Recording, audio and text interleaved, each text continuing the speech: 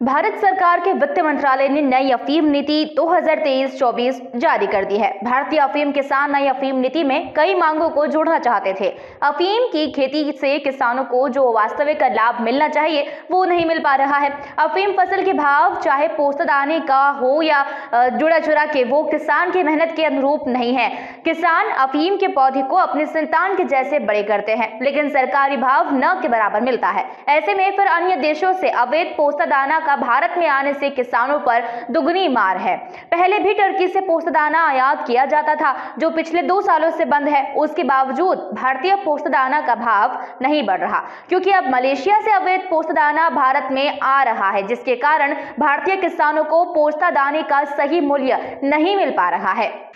जानकारों की माने तो मलेशिया में बड़ी मात्रा में अफीम की खेती की जा रही है, जिसके कारण मलेशिया से भारी मात्रा में अवैध पोस्तादाना की खेप भारतीय बंदरगाहों के माध्यम से भारतीय सीमा में अवैध रूप से पहुंचाई जा रही है, जिसके कारण भारत में पोस्तादाने का मूल्य बढ़ नहीं पा रहा। अगर बाहर से आने वाले पोस्तादाने पर सख्ती से प्रतिबंध लगे तो भारतीय अफीम किसानों को पोस्तादाने का मनचाहा भाव मिल सकता है। हालांकि भारत सरकार द्वारा मलेशिया से अवैध रूप से आने वाले पोस्तादाने की तस्करी को लेकर कार्रवाई भी की गई है। अगर मलेशिया से आने वाले इस अवैध पोस्तदाने की तस्करी पर पूर्णतः रोक लग जाए तो भारतीय किसानों का पोस्तदाना 2000 रुपए प्रति किलो बिक सकता है। इसका सीधे तौर पर अफीम काश्तकारों को फायदा पहुंच सकता है।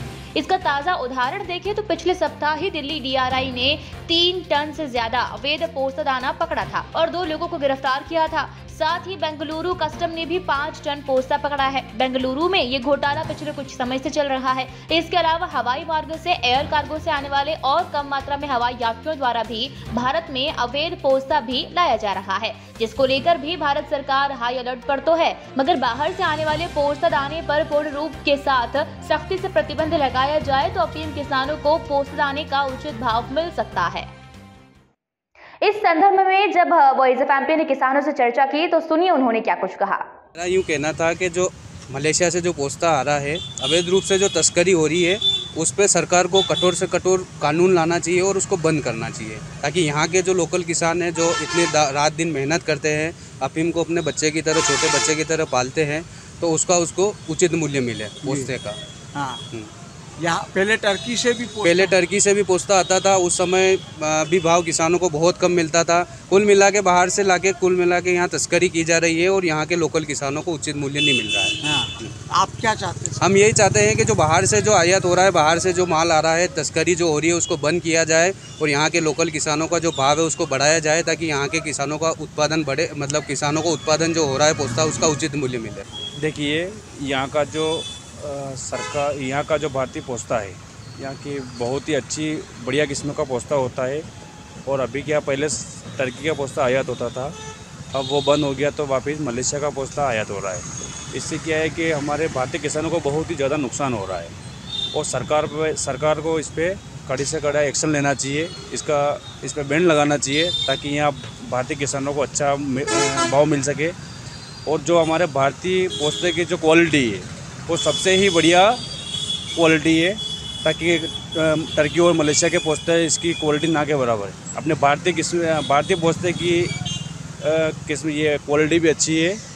इसके अलावा यहाँ के किसानों को बहुत ही ज़्यादा नुकसान हो रहा है। तो हमारी सरकार से ये निवेदन है, अवैध रूप से जो तस्करी हो रही है, मलेशिया से जो तस्करी हो रही है, इसको रोका जाए और तुरंत इस पर कठोर से कड़ी कार्रवाई की जाए। अब बाबू जी, मेरा यह कहना है कि जो मलेशिया से जो तस्करी हो रही पोस्तेदाने की, वो सरकार को रोकी जाए, ताकि यहाँ के किसानों को उचित मूल्य मिले, अच्छा पैसे मिले और किसान अपने एक बच्चे की तरह अपने अफीम को पैदा करता है, तो उनको रोका जाए ताकि किसानों को अच्छा पैसा मिले। पहले टर्की से भी आया, अब मलेशिया से चालू कर दिया। तो ये सरकार को इस पर बहुत कड़ी कार्रवाई करनी चाहिए, ताकि पोस्तेदाना या तस्करी नहीं हो, हम किसानों को उचित पैसे मिले। गौरतलब है कि जब भारत सरकार टर्की से पोस्तदाना का आयात करती थी तब भी भारत में पोस्तदाना का मूल्य इतना ही कम था। जानकारी के अनुसार जिस समय टर्की से पोस्ता दाना आयात किया जाता था तब भारत में वो 200 रुपए प्रति किलो पड़ता था, जिसके कारण भारत में पोस्तदाने के भाव भी कम रहते थे। लेकिन टर्की सहित अन्य देशों से जब अब आयात ही बंद है तो फिर पोस्तदाने के भाव भारत में क्यों कम है? इसका मुख्य कारण है कि मलेशिया से अवैध रूप से भारत में पोस्तदाने की बड़ी खेप तस्करों द्वारा लाई जा रही है।